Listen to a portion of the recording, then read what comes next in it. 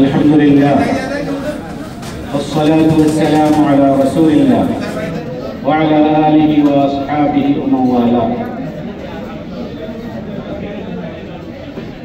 قال تعالى: فمن شهد منكم الشهر فليصم. وقال رسول الله صلى الله عليه وسلم: رمضان شهر الصبر. পবিত্র রমজানের দ্বিতীয় জুমা মুবারক সময়ে ইফতারের আগ মুহূর্তে এমনিতে এটা সাআতুল ইস্তিজাবা দোয়া কবুলের সময়, আবার ইফতারের আগ মুহূর্তে সায়েমের দোয়া কবুল হয়। সব বিবেচনায় অত্যন্ত গুরুত্বপূর্ণ সময়ের মধ্যে আমরা একটি মুবারক মাহফিলে, যেটার আয়োজক বাংলাদেশ ইসলামী ঐক্য সংস্থা কুয়েত, আমরা এখানে অবস্থান করছি। রমজান সম্পর্কে আলোচনা আমরা শুনেছি। অনুষ্ঠানের শুরু থেকেই আমাদের সম্মানিত মেহমানানে কেরাম আলোচনা করেছেন। ধন্যবাদ জানাই আজকে এই অনুষ্ঠানে যারা সানন্দে স্বতঃস্ফূর্তভাবে অংশগ্রহণ করেছেন। বিশেষভাবে কোরআন প্রশিক্ষণ কেন্দ্রের দায়িত্বশীল আমাদের অত্যন্ত শ্রদ্ধার পাত্র ওয়াজারাতুল আওকাফের খতিব ও দাঈ জনাব মাওলানা মুশতাকুর রহমান সাহেবকে ধন্যবাদ জানাই। আমাদের অত্যন্ত মুরব্বী শ্রদ্ধেয় জনাব ডক্টর হাসান ইমাম সাহেবকে ধন্যবাদ জানাই। বাংলাদেশ খেলাফত মজলিসের সভাপতি এবং অন্যান্য দলের যে সমস্ত নেতৃবৃন্দ উপস্থিত হয়েছেন, সকলকে আন্তরিক ধন্যবাদ জানাচ্ছি। বাংলাদেশ ইসলামী ঐক্য সংস্থার আহ্বানে আপনারা আজকের এই অনুষ্ঠানে স্বতঃস্ফূর্তভাবে অংশগ্রহণ করেছেন। অন্তর থেকে দোয়া করি আল্লাহ রাব্বুল আলামিন আমাদেরকে আপনাদেরকে আজকের এই অনুষ্ঠানে উপস্থিত হওয়ার জন্য জাযায়ে খায়র দান করুন। আমিন। রমজান শাহরুস সবর, এটা সবরের মাস। সবর বলতে কত কিছু বোঝায়। সবরের তিন প্রকারের মধ্যে একটা হলো গুনাহের উপরে সবর করা, একটা হলো নেকির উপরে সবর করা, আর একটা হলো মাসাইলের উপরে সবর করা। রমজানের সবরে সব রকমের আকসাম আছে।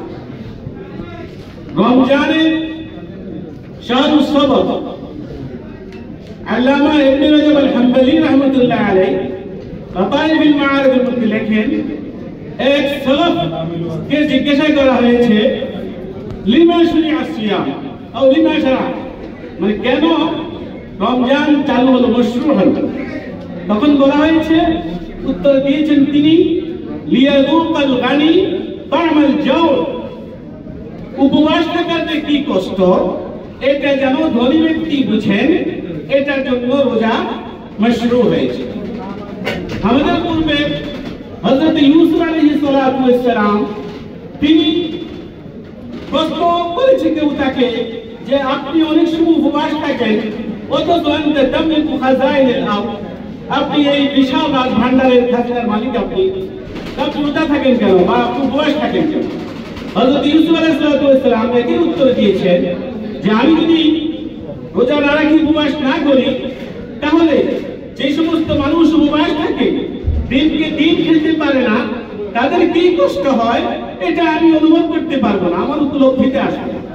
আল্লাহ রাব্বুল আলামিন রমজানের মাসের মধ্যে সামনে একটা নিদর্শন আমাদের সামনে দিয়ে দিয়েছেন, যে যত ধনী হোক না কেন, যে যত রাজপ্রাটের মালিক হোক না কেন, অথবা যে যত দরিদ্র হোক না কেন, সকলকে সেই ভোররাত্রি থেকে সন্ধ্যা পর্যন্ত আল্লাহ সন্তুষ্টির উদ্দেশ্যে রোজা রাখতে হবে। এই রোজা রেখে আমাকে সবর পালন করতে হবে। একে তো কষ্ট, আল্লাহর মহব্বতে আমি এই বিশাল কষ্ট আমার নিজের কাছে আজকে অনুভব হচ্ছে। রাত্রে একটা স্টেশন গিয়েছিলাম, কি পরিমাণ শরীর সুস্থ টানছে, কিন্তু এরকম সকলের মাঝে এই অনুভূতি, বিশেষ করে পবিত্র রমজান যদি গরমের দিনে হয়, গ্রীষ্মের দিনে হয়, তাহলে রোজায় কি কষ্ট এটা যে রোজা রাখে সে বুঝে। কেন এই কষ্ট করলাম? আমার মাওলাকে খুশি করার জন্য। আর আমার মাওলা বলে দিয়েছেন হাদিসে কুদসিতে যে প্রত্যেকটি জিনিসের বান্দা প্রত্যেকটি জিনিসের আমলের প্রতিদান তাকে দেওয়া হবে ইল্লা সিয়াম ওয়া আজদি বিহি। রোজা সেই ব্যক্তি একমাত্র আমার জন্য ইখলাসের সহিত রেখেছে, এই জন্য আমি তাকে প্রতিদান দেব। যেই জিনিসের প্রতিদান মাওলা নিজ হাতে দিবেন তা কি হইতে পারে সেটা আমাদের কল্পনা নয়। আল্লাহ রাব্বুল আলামিন আমাদেরকে রমজানে সবর শিখিয়েছে, আমাদেরকে প্রত্যেক অন্যায় থেকে সবর করতে হবে। অন্যায়ে হাত দেওয়া যাবে না, মিথ্যা বলা যাবে না, গীবত করা যাবে না, শিকায়েত করা যাবে না, অন্যের সমালোচনা করা যাবে না। বাংলাদেশ ইসলামী ঐক্য সংস্থা এখানে অনেকগুলো দলের নেতৃবৃন্দ এখানে অবস্থান করছে। খুব আনন্দ লাগে ঐক্যের প্ল্যাটফর্মে যখন আমরা একত্রিত হই, কিন্তু আমাদের মাঝে আমরা সকলেই ঐক্য চাই। জুলাই বিপ্লবের পরে সারা বাংলাদেশের সমস্ত মানুষ ফ্যাসিস্ট সরকারের নির্যাতনের কারণে এই পরিমাণ নিষ্পেষিত হয়েছিল।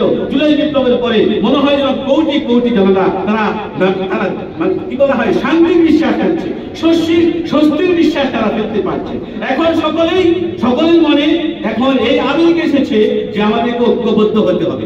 ঐক্যবদ্ধ হতে হলে অবশ্যই কি করতে হবে, আমাদের অভ্যাসগুলো ছাড়তে হবে, সমালোচনা আমাদেরকে ছাড়তে হবে।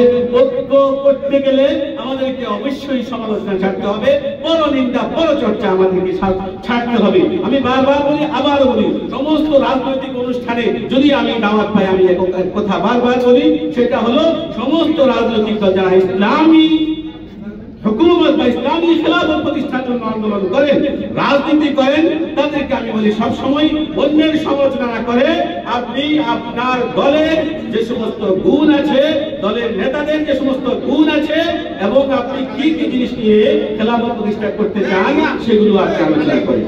এই পবিত্র রমজানের শেষ দিকে এসে একেবারে ইফতারের সময়ের মধ্যে আমি আপনাদের কাছে আবেদন রাখবো যে আমরা ঐক্যবদ্ধ হতে চাই। বাংলাদেশ যদি ঐক্যবদ্ধ না হয়, ইসলামী দল যদি ঐক্যবদ্ধ না হয়, তাহলে আমাদের ভবিষ্যৎ অন্ধকার। আমাদের হাতে খেলাফা আসবে না, আমরা একামতে দিন প্রতিষ্ঠায় আমরা একামতে দিন করতে পারবো না, ইসলাম ইনসাফ ভিত্তিক রাষ্ট্র প্রতিষ্ঠিত আমরা করতে পারবো না। আমাদের হতেই হবে, আমাদের মতের মধ্যে কিছু মত পার্থক্য থাকতেই পারে, স্বাভাবিকভাবেই পৃথিবীর সমস্ত মানুষ কোনো বিষয়ে একত্রিত হবে না, এটা স্বাভাবিক কথাই। একমাত্র রাসূল করিম সাল্লাল্লাহু আলাইহি ওয়াসাল্লামের যুগে তিনি কায়েদে আলা ছিলেন, এজন্য সাহাবায়ে কেরামের মধ্যে কোনো কথার মধ্যে দ্বিমত হয়েছে, সবাই নবীর কাছে সমাধান চেয়েছেন, এক সমাধানে সব সমাধান হয়ে গেছে। কিন্তু এখানে সেটা নেই, নবীজি নেই, সাহাবায়ে কেরাম নেই, বড় বড় বুজুর্গরা নেই। সুতরাং এখন আমাদের মধ্যে মত পার্থক্য থাকবে, কিন্তু দেশের বৃহত্তর স্বার্থে, দেশের ইনসাফ প্রতিষ্ঠার স্বার্থে, ইসলামী হুকুমত প্রতিষ্ঠার স্বার্থে আমাদের সকলকে ইনশাআল্লাহ আমরা ঐক্যবদ্ধভাবে প্রচেষ্টা চালানোর চেষ্টা করবো ইনশাআল্লাহ। আল্লাহ রাব্বুল আলামিন আমাদের সকলকে জাযায়ে খায়র দান করুন, সকলকে আমাদের ইসলামী সৈনিক হওয়ার তৌফিক দান করুন। প্রত্যেককে আল্লাহ পাক আমাদেরকে তৌফিক দিন যে আমার মাধ্যমে যেন ইসলামী কোনো একটা বিধান আমার সমাজে, আমার এলাকায়, আমার দেশে প্রতিষ্ঠিত হয়, আমার মাধ্যমে যেন একজন মানুষ হেদায়েত পায়, আমার মাধ্যমে যেন একজন মানুষ ইসলাম বুঝতে পারে, আমার মাধ্যমে যেন একজন মানুষ কোরআন শিখতে পারে, আমার মাধ্যমে যেন একজন মানুষ দ্বীনের মাসাইল শিখতে পারে, বুঝতে পারে। এগুলো আমি চেষ্টা করব। আল্লাহ রাব্বুল আলামিন আজকের এই মজলিসে উপস্থিত সকলকে ইসলামের খাঁটি দাঈ হিসেবে কবুল করেন। ওয়া আখিরু দাওয়ানা আনিল হামদুলিল্লাহি রাব্বিল আলামিন।